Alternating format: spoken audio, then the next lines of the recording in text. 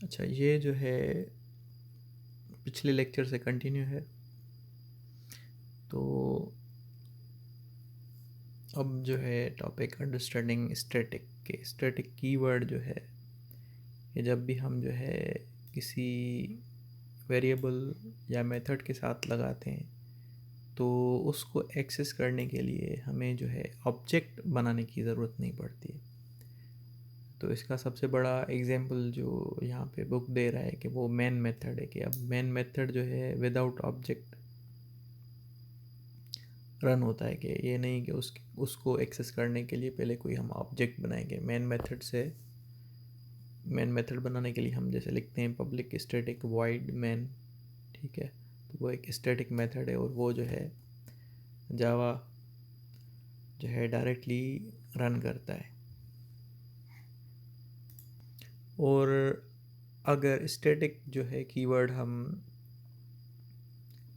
Variable के साथ लगाते हैं, ठीक है, या मतलब जो इंस्टेंस वेरिएबल है हमारा उसके साथ लगाते हैं, तो वो एक तरह से एक ग्लोबल वेरिएबल की तरह काम करता है कि जब हम ऑब्जेक्ट बनाते हैं तो जो स्टैटिक वेरिएबल है कि उसकी मल्टीपल कॉपीज़ नहीं बनती हैं। कि अगर एक ऑब्जेक्ट जो है अगर स्टैटिक वेरिएबल में चेंज करेगा तो सब ऑब्जेक्ट्स के लिए वो वैल्यू चेंज हो जाएगी, ठीक है।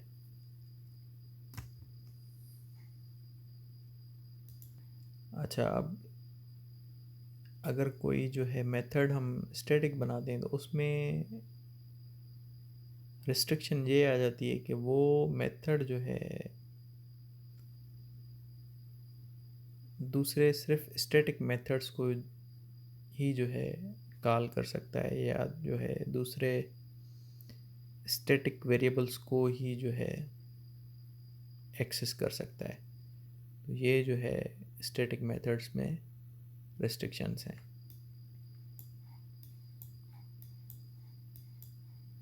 तो यहाँ पे ये एग्जांपल है हमारे पास, ठीक है, कि हमने एक क्लास बनाया है स्टैटिक यूज़ स्टैटिक, कि इंटीजर ए है वो हमारा स्टैटिक है, इंटीजर बी है वो हमारा स्टैटिक है। ए की वैल्यू गिवन है, बी की वैल्यू गिवन नहीं है, ठीक है। और यहाँ पे हमने एक मेथड बनाया है, वो भी जो है हमने स्टैटिक बनाया है। और वो मेथड क्या कर रहा है कि हमसे एक आर्ग्यूमेंट ले रहा है, ठीक है, और उस आर्ग्यूमेंट की वैल्यू प्रिंट कर रहा है, और ए की जो है वैल्यू प्रिंट कर रहा है और बी की वैल्यू प्रिंट कर रहा है। तो ए की वैल्यू तो ऑलरेडी डिफ़ाइन कर दी है हमने 3, बी की वैल्यू जो है पहले डिफ़ाइन करेंगे, फिर जो है वो जब ये मेथड कॉल करेंगे तो फिर हमारे पास तीनों वैल्यूज़ आ जाएंगी। तो हमने जो है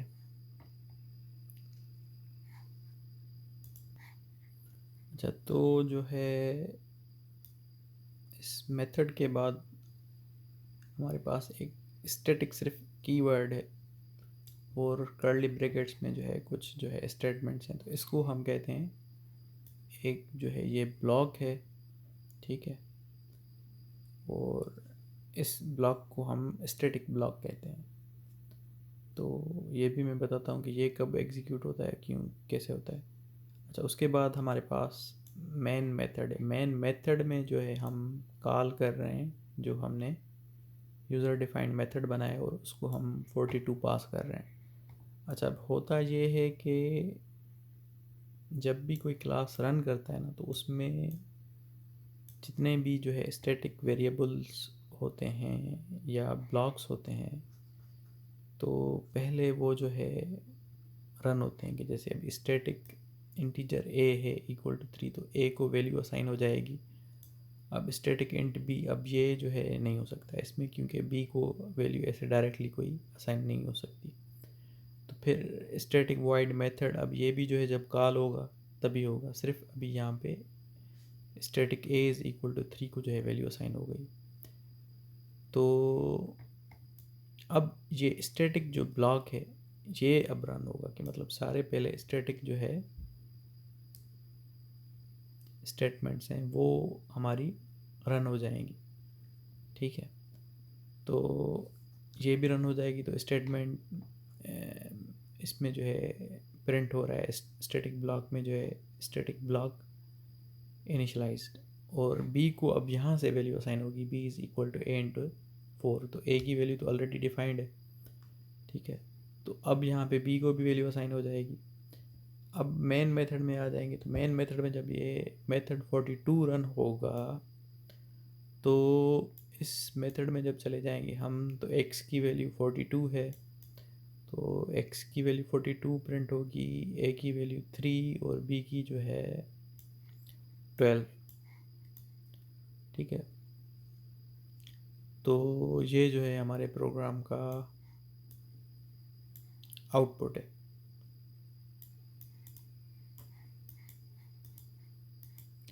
अच्छा, अब जो है ये तो था एक मतलब क्लास था जिसमें स्टैटिक वेरिएबल्स थे और स्टैटिक मेथड था। तो एक्चुअली में अगर स्टैटिक मेथड है या वेरिएबल्स हैं, अगर वो हम outside of the class access करना चाहते हैं, तो वो ऑब्जेक्ट्स की हेल्प से एक्सेस नहीं होते। उनको एक्सेस करने के लिए हम करते हैं क्लास का नाम डॉट मेथड का नाम, ठीक है।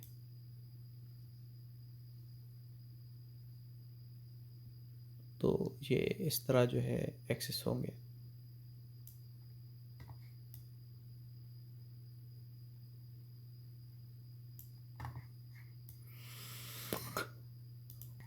तो जो नॉन स्टैटिक मेथड्स हमने पहले बनाए थे, जिनको हम दूसरी क्लास में पहले ऑब्जेक्ट बना के एक्सेस कर रहे थे, तो फ़र्क ये है कि सिंपली स्टैटिक मेथड्स हैं तो क्लास का नाम डॉट मेथड है, अगर नॉन स्टैटिक मेथड्स हैं तो फिर ऑब्जेक्ट का नाम डॉट मेथड है दूसरी क्लास में जब एक्सेस कर रहे हैं। तो उसी चीज़ का ये डेमो है कि हम जो है किस तरह कॉल कर रहे हैं स्टैटिक मेथड या वेरिएबल। तो क्लास जो है स्टैटिक डेमो है, स्टैटिक इंट ए है, स्टैटिक इंट बी है, हमारे पास 42 और 99 जिनकी वैल्यूज़ हैं, और एक मेथड है स्टैटिक कॉल मी, उसमें जो है ए की वैल्यू प्रिंट हो रही है। अच्छा, अब दूसरा हमने क्लास बनाया है स्टैटिक बाय नेम। तो इसमें हमारे पास मेन मेथड है, और हम जो है मेथड जब कॉल कर रहे हैं ऊपर वाली क्लास से, तो हम ऊपर वाली क्लास का जो नाम है स्टैटिक डेमो वो लिख के फिर डॉट दे के फिर मेथड का नाम जो है लिख रहे हैं, तो वो कॉल मी मेथड कॉल हो जाएगा और उसमें जो ए की वैल्यू है प्रिंट हो जाएगी। और इसी तरह अगर हमें सिंपली जो है वेरिएबल कॉल करना है, तो हम स्टैटिक डेमो क्लास का नाम डॉट वेरिएबल का नाम, तो उसमें वेरिएबल भी कॉल हो जाएगा। लेकिन मतलब ये यहाँ पे हमने सीखा कि ऑब्जेक्ट हम नहीं बना रहे जब स्टैटिक कीवर्ड हम यूज़ करते हैं। तो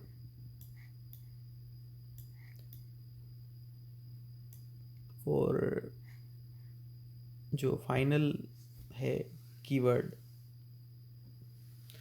उसका क्या काम है, वो जब हम मतलब किसी वेरिएबल के आगे लिखते हैं तो फिर उसकी जो है वैल्यू हमें डिफ़ाइन करनी पड़ती है, और वो वैल्यू जो है चेंज नहीं हो सकती, कि वो मतलब एक कांस्टेंट हम जो है चीज़ डिफ़ाइन करते हैं। तो इसमें ये है कि जब भी मतलब ये किसी वेरिएबल के साथ लगाएंगे डेटा टाइप से पहले, तो उस वेरिएबल की वैल्यू भी हमें डिफ़ाइन करनी पड़ेगी।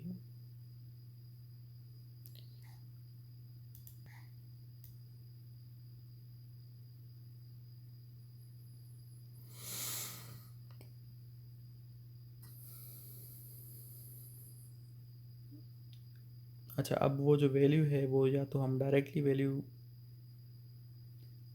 डिफ़ाइन कर सकते हैं, या फिर जो है दूसरा मेथड है कि you can assign it a value with in a constructor.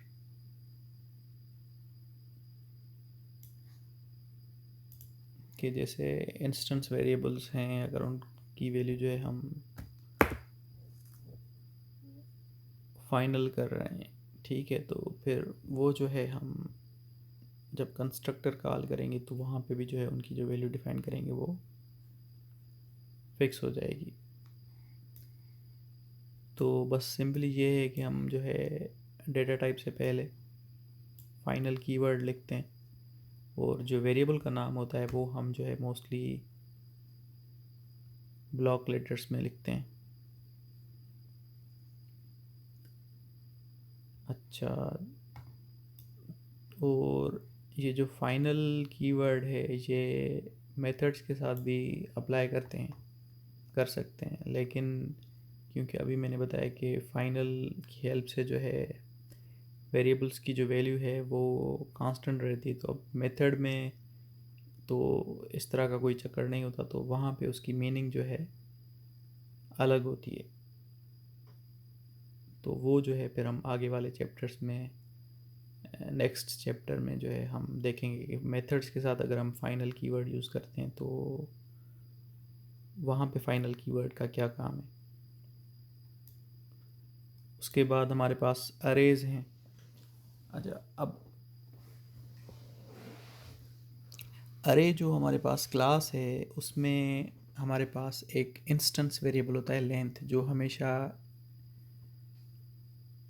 अरे की जो लेंथ होती है वो स्टोर करता है। तो जब भी हम अरे का कोई ऑब्जेक्ट बनाते हैं, अरे क्लास का जब भी कोई ऑब्जेक्ट बनाते हैं, तो उस ऑब्जेक्ट का नाम लिख के जब भी हम डॉट लेंथ लिखते हैं तो वो जो है हमें वहाँ से उस अरे की लेंथ मिल जाती है,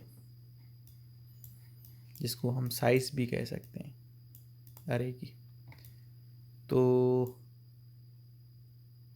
यहाँ पे जो है हमने 3 अरेज डिफ़ाइन किए हैं कि मतलब एक अरे है जिसकी साइज़ जो है 10 होगी, और दूसरा अरे है उसमें जो है साइज़ के साथ साथ जो है हमने उसके एलिमेंट्स भी डिफ़ाइन किए हैं, तीसरे अरे में भी जो है हमने एलिमेंट्स डिफ़ाइन किए हैं। तो अब जो ऑब्जेक्ट है यहाँ पे वो A1 A2 A3 है, और वो है जो हमारा अरे। ठीक है, तो अब यहाँ पे जो है A1 dot length, A2 dot length और A3 डॉट लेंथ करेंगे तो हमें अरे की लेंथ मिल जाएगी। कि जैसे पहले पहले अरे के लिए हमने लेंथ 10 रखी है, फिर दूसरे के लिए हमने तो 8 हमने दूसरे अरे के लिए रखी है, और तीसरे अरे के लिए आप जो है देखें तो लेंथ हमारे पास 4 है, 4 एलिमेंट्स हैं तो लेंथ हमारे पास 4 है।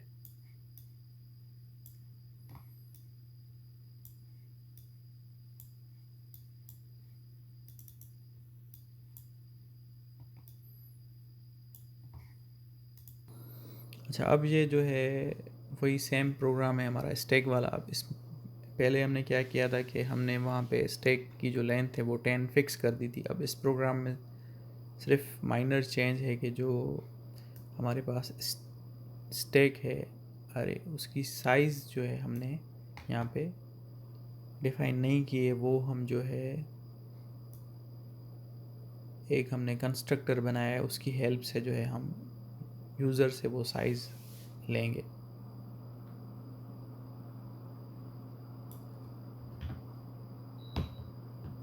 तो यूज़र से मतलब नेक्स्ट क्लास में जब हम वो ऑब्जेक्ट क्रिएट करेंगे तो वहाँ पे जो है इस कंस्ट्रक्टर को जब कॉल करेंगे तो वहाँ पे वो साइज़ आ जाएगी। तो वही बस चेंज है, फिर वो साइज़ लेके फिर हम आगे जो है प्रोग्राम में स्टैक डॉट लेंथ वाला जो है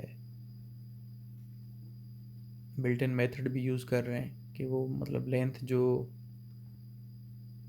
एक इंस्टेंस वेरिएबल है अरे का, वो हमें फिर लेंथ रिटर्न करता है। बाकी सारा प्रोग्राम वही है, इतनी ज़्यादा कोई इसमें ख़ास बात नहीं है।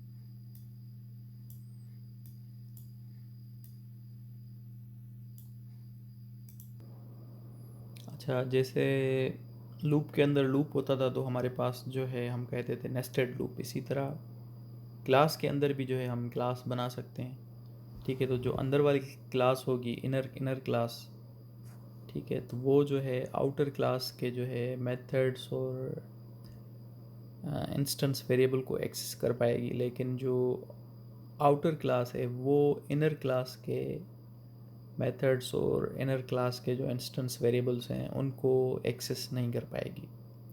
ठीक है, अब वो जो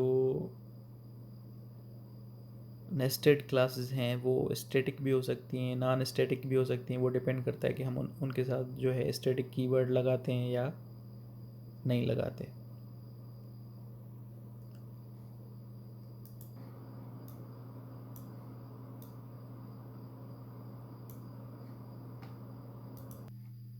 अच्छा, अगर इनर क्लास के साथ हम स्टैटिक मॉडिफायर लगाते हैं तो फिर वो जो आउटर क्लास में सिर्फ जो है आउटर क्लास से वो सिर्फ स्टैटिक जो है इंस्टेंस वेरिएबल्स और मेथड्स जो है स्टैटिक मेथड्स ही जो है एक्सेस कर पाएगा इनर क्लास।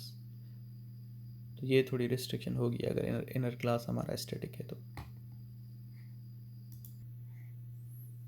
अच्छा, अब इस एग्जाम्पल में जो है हमारे पास एक आउटर क्लास है, उसके अंदर एक इनर क्लास है।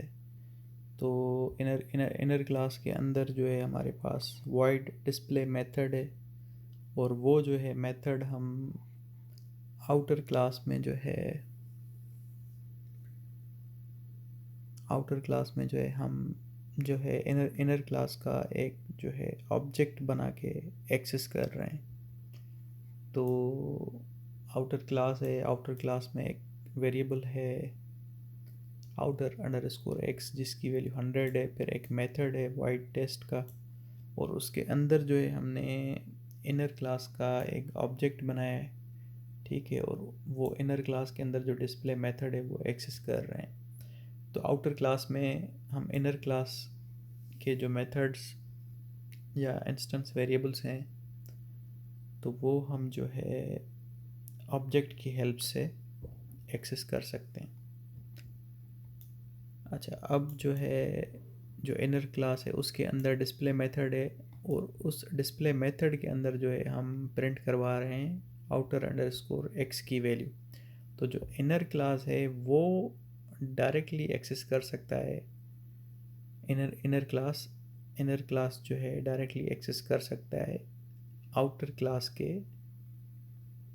इंस्टेंस वेरिएबल्स या जो उसके मतलब मेथड्स हैं वो जो है वो एक्सेस कर सकता है।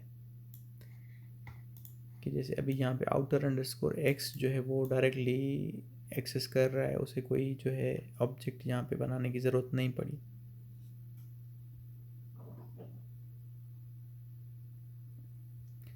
तो जो डेमो है उसमें हम क्या कर रहे हैं कि हम मेन मेथड है हमारे पास और आउटर क्लास का एक ऑब्जेक्ट बनाया है।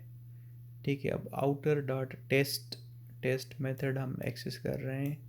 तो टेस्ट मेथड जब एक्सेस होगा तो उसके अंदर फिर जो है हमारे पास इनर क्लास का ऑब्जेक्ट बनेगा, और उस ऑब्जेक्ट की हेल्प से डिस्प्ले मेथड एक्सेस होगा। तो टेस्ट मेथड में जो है हमारे पास डिस्प्ले मेथड एक्सेस होगा, वो डिस्प्ले मेथड इनर क्लास में है। तो उस डिस्प्ले मेथड में फिर हमारे पास आउटर अंडरस्कोर एक्स की वैल्यू है जो प्रिंट हो रही है यहाँ पे, display outer underscore x is equal to 100।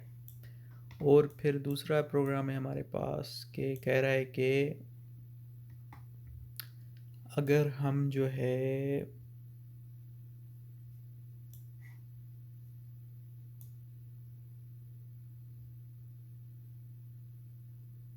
हम जो है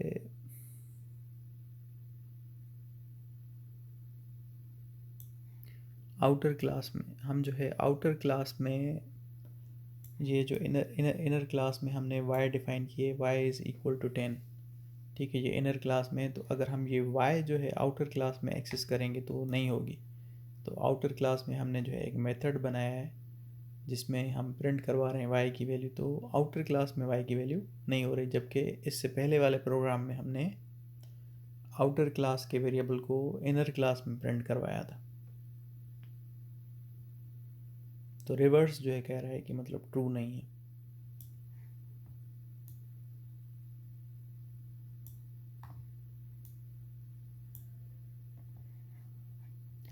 और ये बता रहा है कि जो क्लास है वो हम जो है किसी भी मतलब ब्लॉक में जो है डिफ़ाइन कर सकते हैं। ये नहीं है कि क्लास विद इन क्लास करें, ये भी हम कर सकते हैं कि जो है हम फॉर लूप के अंदर जो है एक क्लास डिफ़ाइन कर दें, ये भी हो सकता है।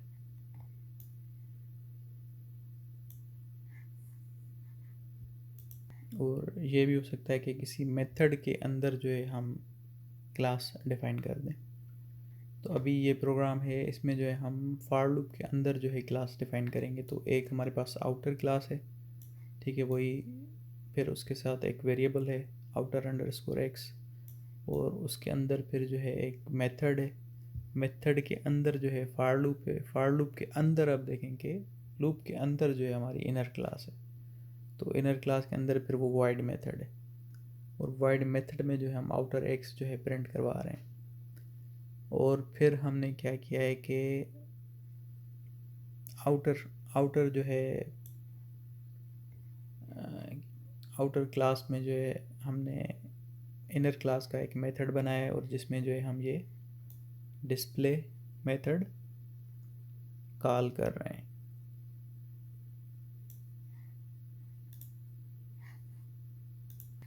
अच्छा, ये इनर क्लास का ऑब्जेक्ट भी जो है हमने लूप के अंदर ही बनाया है। ये वाला जो इनर क्लास का ऑब्जेक्ट है ये भी हमने लूप के अंदर बनाया है, और हम डिस्प्ले मेथड को कॉल कर रहे हैं।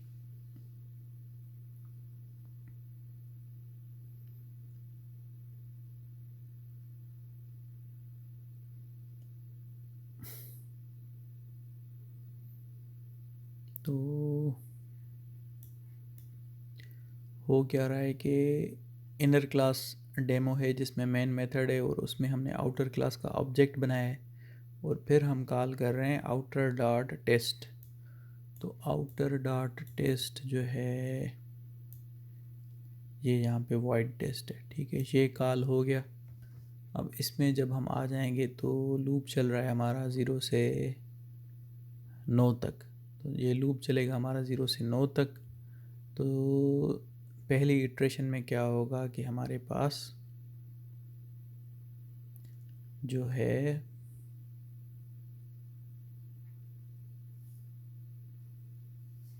जब ये इनर इनर इनर क्लास में आ जाएगा तो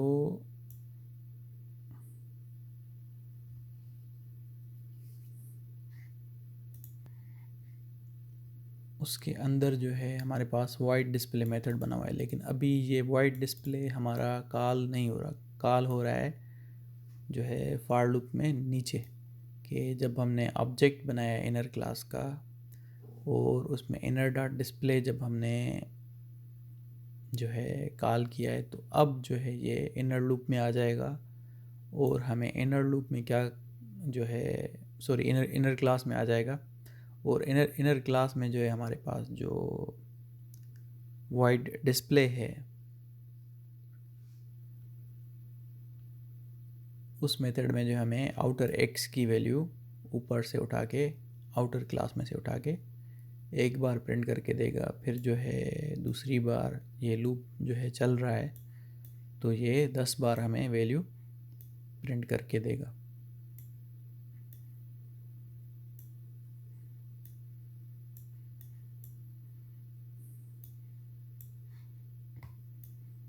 और उसके बाद फिर हमारे पास स्ट्रिंग क्लास के बारे में भी है थोड़ा जो है डिस्कशन, और ये कह रहा है कि ये कॉमनली यूज्ड क्लास है, या जावा की लाइब्रेरी कह लें। तो कह रहा है कि जब भी हम स्ट्रिंग बनाते हैं तो वो एक्चुअली में जो है जो स्ट्रिंग का वेरिएबल होता है वो एक्चुअली में ऑब्जेक्ट होता है, और उस ऑब्जेक्ट की जो टाइप होती है वो स्ट्रिंग होती है।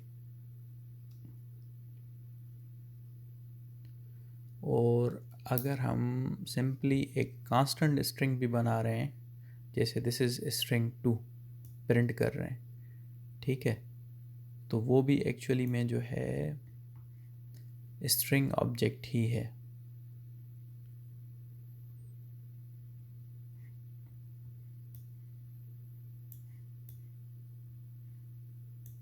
और स्ट्रिंग मुख्तलिफ़ तरीक़ों में बन सकता है, जैसे हम ये ऐसे डायरेक्ट लिख दें string my string this is a test, और फिर जो है प्रिंट एलन के अंदर जो है माई स्ट्रिंग को प्रिंट करवाएंगे, तो वो उसकी जो वैल्यू होगी दिस इज़ अ टेस्ट वो प्रिंट हो जाएगी।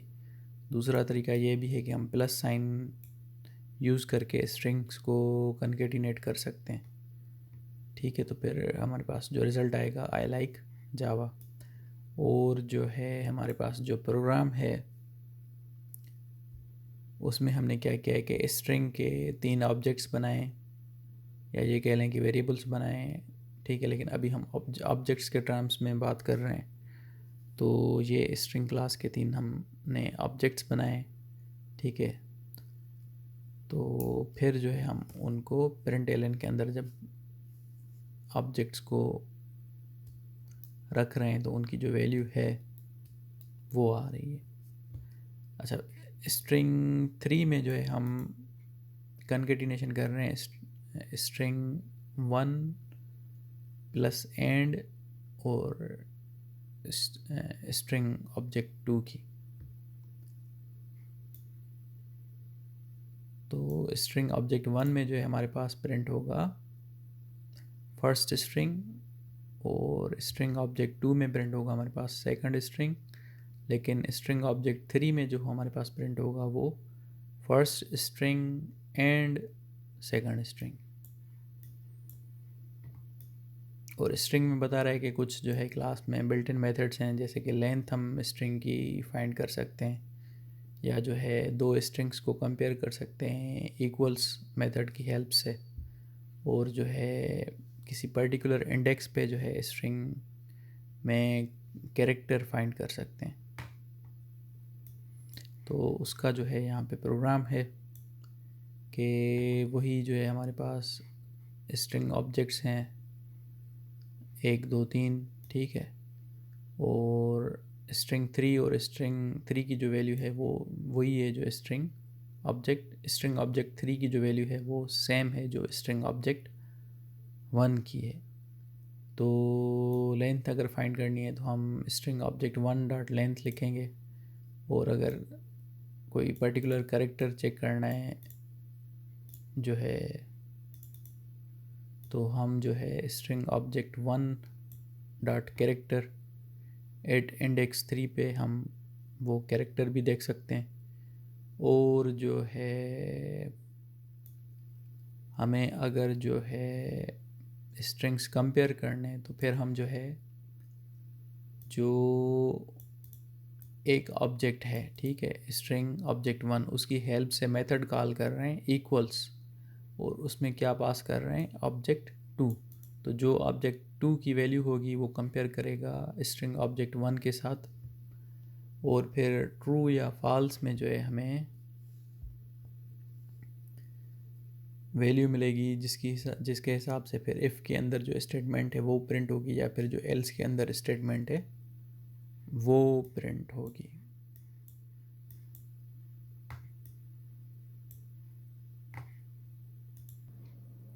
इसी तरह स्ट्रिंग का अरे भी हो सकता है, जैसे यहाँ पे हमारे पास एक स्ट्रिंग का अरे है जिसमें जो है 3 एलिमेंट्स हैं, और उन 3 एलिमेंट्स को अगर हमें प्रिंट करवाना है तो लूप हम चला रहे हैं, और आई की जो वैल्यू है 0 से अगर स्टार्ट हो रही है तो फिर वो जो है str डॉट लेंथ से कम होनी चाहिए, 1 कम होनी चाहिए, ठीक है। तो फिर वो सिंपली जो है हम लूप चला के str ऑफ आई प्रिंट करवा रहे हैं। अच्छा, कमांड लाइन आर्ग्यूमेंट में ये है कि कमांड लाइन के थ्रू जो है हम जो मेन मेथड के अंदर जो स्ट्रिंग args है कि उसकी अगर हमें वैल्यू देनी है, उस स्ट्रिंग को अगर हमें वैल्यू देनी है तो फिर हम वो जो है कमांड लाइन के थ्रू देते हैं। तो जब कमांड लाइन पे जो है हम वो प्रोग्राम रन करेंगे तो जावा सी और क्लास नेम डॉट जावा जब ये हो जाएगा, उसके बाद जब हम फिर जब उस क्लास को रन करेंगे जावा और फिर स्पेस और क्लास नेम, फिर उसके बाद हम आर्ग्यूमेंट्स देंगे, और हर आर्ग्यूमेंट के बाद स्पेस भी जो है देंगे ताकि जो है आर्ग्यूमेंट्स जो हैं हमारे अलग अलग वहाँ पे बने। तो यहाँ पे भी जो है मेन मेथड है और उसमें जो है वो आर्ग्यूमेंट्स जो हम कमांड लाइन पे देंगे वो खुद ही जो है फिर लेंथ कैलकुलेट करके उनको हमें प्रिंट करके देगा। तो अब यहाँ पे ये बता रहा है कि जब जावा प्रोग्राम रन कर रहा है तो हमने यहाँ पे लिखा है कमांड लाइन पे जावा कमांड लाइन जो है क्लास का नाम है। तो फिर हमने आर्ग्यूमेंट्स जो दिए हैं this space is space a space test space 100 space -1 और फिर वो जो है प्रिंट होके हमें मिल रहे हैं।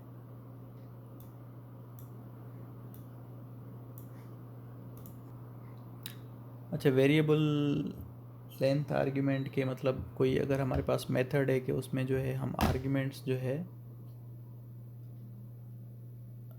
नंबर ऑफ़ आर्ग्यूमेंट्स जो है हम डिपेंड मतलब हमारी जो है रिक्वायरमेंट के हिसाब से जितने भी दें कि वो मतलब प्रोसेस हो जाएं।